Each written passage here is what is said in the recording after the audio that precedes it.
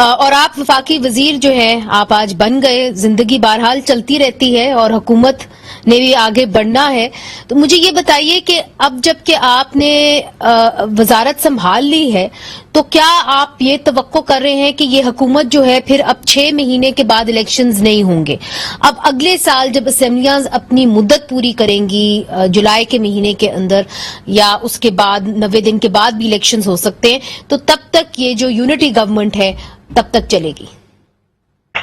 دیکھیے دو چیزیں ہیں، ایک تو الیکشن کمیشن آف پاکستان نے سپریم کورٹ نے یہ والی بات واضح طور پر کہی تھی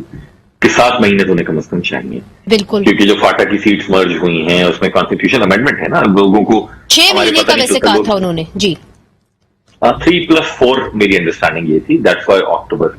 وہ کہہ رہے تھے نمبر 1۔ نمبر 2 یہ کہ کانسٹیٹیوشنل امینڈمنٹس ہونی ہے، نشستیں کم ہو جائیں گی، قومی اسمبلی کی براعداد 272 سے 266 ہو جائیں گی، اور حلقہ بندیاں ہونی ہیں، تو اور وہ بارہا یاد دہانی بھی کراتے رہے عمران خان صاحب کی حکومت کو، تو بہرحال وہ انہوں نے تو کہا تھا۔ لیکن اب مجھے یہ لگتا ہے کہ جو سینس بنے گا یا بننا چاہیے کہ وہ جو بھی انتخابات ہوں وہ شاید 2023 میں ہوں۔ اچھا 2023 میں ہوں گے، اس کا مطلب یہ ہے کہ یہ جو حکومت ہے یونٹی گورنمنٹ یہ چلے گی۔ اب اگر آپ سندھ کی طرف دیکھیں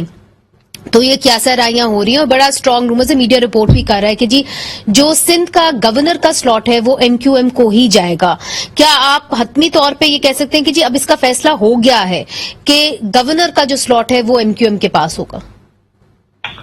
پہلی بات تو یہ کہ 2023 میں ہی ہوں گے، میں یہ نہیں کہہ رہا 2023 میں مجھے لگتا ہے کہ ہوں گے، میری پریڈکشن ہے، ہو سکتا ہے غلط ثابت ہو۔ نہیں مجھے نہیں لگتا ویسے آپ کی پریڈکشن غلط ثابت ہوگی، یہ ایسا ہی لگ رہا ہے، اگر آپ نے کابینہ میں حصہ لیا تو پھر اس کا مطلب یہی ہے جی۔ ہاں بہت شکریہ۔ دوسری بات یہ کہ جی گورنر کے حوالے سے وفاقی حکومت نے ہم سے بالکل گفتگو کی ہے اور انہوں نے ہم سے نام بھی مانگے ہیں، ہم ڈیلیبریٹ کر رہے ہیں